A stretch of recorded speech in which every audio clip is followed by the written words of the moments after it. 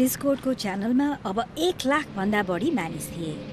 48 घण्टा अघि मात्रै उनीहरू विरोध प्रदर्शनको योजना बनाउँदै थिए।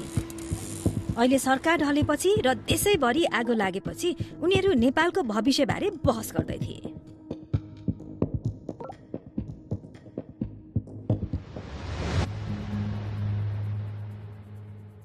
Sushila Karki, a former Supreme Court Chief Justice, was sworn in after protesters forced her predecessor from office.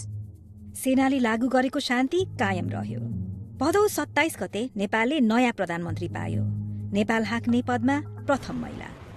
उनको मुख्य जिम्मेवारी नयाँ निर्वाचन र भदौ 23 र 24 गतेका घटनाबारे अझैसम्म जारी छानबिनलाई सम्पन्न गराउने।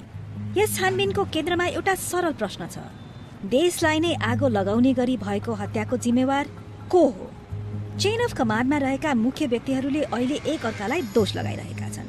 हाम्रा स्रोतका अनुसार बल प्रयोग गर्ने आदेश नेपाल प्रहरीका सर्वोच्च अधिकारीबाट आएको थियो। कल साइन पिटो 1, तत्कालीन आइजिपी चन्द्रकुबेर खापुङबाट। तर खापुङले जोड दिन्छन् कि त्यसबेला सुरक्षाको जिम्मा काठमाडौँका प्रमुख जिल्ला अधिकारी छविलाल रिजालको थियो। रिजालले घटनाबारे जिम्मेवारी लिन अस्वीकार गरेका छन्। गृहमन्त्री रमेश लेखकले पनि कुनै जिम्मेवारी स्वीकारेका छैनन्। तत्कालीन प्रधानमन्त्री केपी ओली समेत आफूले कुनै गल्ती गरेको मान्न तयार छैनन्। अनि जिम्मेवार हुनुपर्छ भने कुन देशमा जिम्मेवार को होस्? रङ्गभेदका कारणले घाँटी थिचिएर मर्दा राष्ट्रपति जिम्मेवार हुन्छ कि? प्रहरी र नेताले जिम्मेवारी पन्छाइरहँदा घटनामा ज्यान गुमाएका व्यक्तिका परिवार शोकमा डुबेका छन्।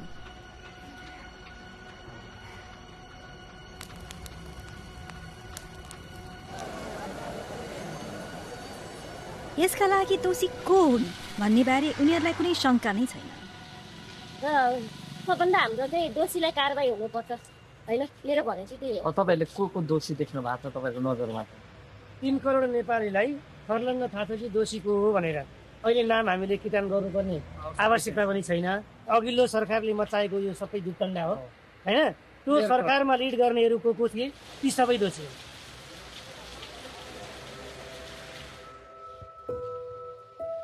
हाम्रो सपना छुरै भयो। उनीहरूको लागि त एउटा विद्यार्थी गयो, हाम्रो लागि त एउटा संसारै गयो। भित्रै मलाई रुनै आउँदैन क्या, मलाई गफ गरिराख्नु मन लाग्छ क्या। यहीँ छ भन्छु अनि म उसँग गफ गरिराख्छु।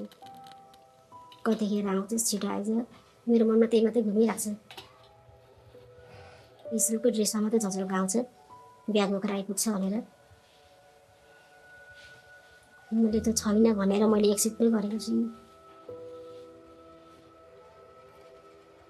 अस्ति एक दिन सपना देखेको थिएँ, भगवान्सँग दुईटा थापेर मागेको थिएँ। यसरी आइजन भन्दै यसो गर्थेँ, मागेको थिएँ। त्यसरी आएको त हुन्थ्यो।